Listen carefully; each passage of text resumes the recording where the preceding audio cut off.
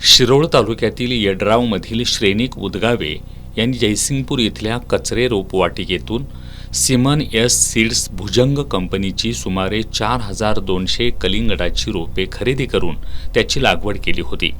यासाठी सुमारे 1,10,000 रुपयांचा खर्च आला।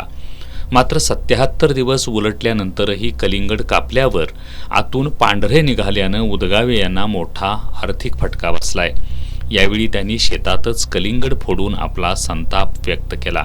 या 28 गुंठ्यामध्ये खर्च कमीत कमी 1,10,000 रुपये खर्च आलेला आहे आणि हे कलर ह्याला नाही आला कलिंगडाला आणि ते सगळं बाद होऊन गेलेलं आहे आणि ह्याची नुकसान भरपाई आम्हाला रोपवाटिकेला वाले आणि नाहीतर सिमेंट सीड्सवाले आम्हाला भरून द्यावेत असं आमची इच्छा आहे। किती नुकसान झाले तुमचं? आमचं कमीत कमी 4 लाख रुपयाचं नुकसान झालं आहे। संबंधित कंपनी आणि रोपवाटिकेच्या मालकावर फौजदारी गुन्हा दाखल करण्याचा इशारा शिरोळ तालुका पंचायत समितीचे माजी उपसभापती राजू कुर्डे यांनी दिला।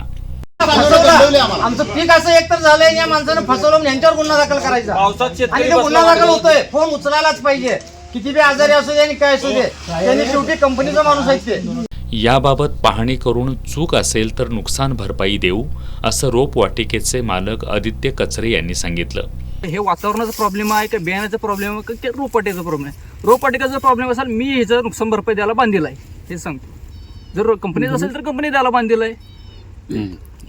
कंपनीला आम्ही कळवलेलं आहे, तर इतर शेतकऱ्यांना सुद्धा कंपनीनं आम्ही ज्या ज्या शेतकऱ्यांना हे व्हरायटी दिलेली आहे ते प्रत्येक नंबर कंपनीला दिलेले आहेत। किती लोकांची अशा तक्रारी आल्या? साधारणपणे 2 ते 3 अजून तर आहेत तक्रारी आल्या शिरोळ तालुक्यात अजून तर ही मेजर 2 केस आहे। कुठले अजून साधारणपणे कुठली हो?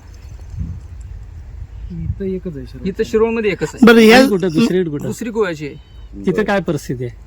तिथं गोव्यात 2 प्लॉट दिले आहेत, तर एकाचा चांगला आहे आणि एकाचा सेम प्रॉब्लेम। दरम्यान तालुका कृषी अधिकारी चंद्रकांत जंगटे, उपविभागीय कृषी अधिकारी पोपट पाटील, तालुका गुणनियंत्रण अधिकारी अनुप रासकर, मनोज माळी तसेच रोपवाटिकेचे मालक आदित्य कचरे आणि बियाणे कंपनीचे शिवराज स्वामी यांनी शेतात भेट देऊन पाहणी केली। काय होतं, आपण त्यांना घेतल्यानंतर आमचा रिपोर्ट होतो, पंचनामा आम्ही करतो। जर शेतकऱ्याच्या बाजूने जर ह्याच्यामध्ये दोघांची बाजू ऐकली जाते, कंपनीची पण ऐकली जाते आणि शेतकऱ्याची पण ऐकली जाते। आणि ऍक्च्युअली ह्याच्यामध्ये जर शेतकऱ्याचा जर ऍक्च्युअली जर काही प्रॉब्लेम असेल किंवा कंपनीचा काय प्रॉब्लेम असेल तर तो आम्ही त्या पंचनाम्यामध्ये उल्लेख करतो आणि आमचा तो असा अभिप्राय असतो। तर शेतकऱ्याचा जर इथं 90% नुकसान झालं तर आम्ही तसं ते पंचनाम्यात उल्लेख करतो। पंचनाम्यात उल्लेख केल्यानंतर ना आम्ही अध्यक्ष आणि सचिवांच्या सैनिक पत्र तुम्हाला देतो आणि तो पंचनामा अहवाल आपल्याला देतो। पंचनामा अहवाल आपल्याला दिल्यानंतर ना आपण काय करता, जिल्हा ग्राहक न्यायालय आहे तिथं आपण तक्रार करता की बाबा असा आहे, जो आमचा पंचनाम्याचा जो काय निष्कर्ष आहे त्याच्यावर आपल्याला भरपाई भेटते। आम्ही 90% तुम्हाला कळवलं की 90 ते 95% हे शेतकऱ्याचं नुकसान आहे, त्या अनुषंगाने जिल्हा ग्राहक न्यायालय आपल्याला मदत करते। काबाड कष्ट करून पिकवलेल्या कलिंगड पिकातून काहीच न मिळाल्यानं उदगावे यांची मोठी आर्थिक हानी झाली आहे। या नुकसानीला संबंधित कंपनी जबाबदार की रोपवाटिका हे चौकशीत समोर आल्यानंतर कृषी विभागानं संबंधितांवर कारवाई करावी अशी त्यांची मागणी आहे।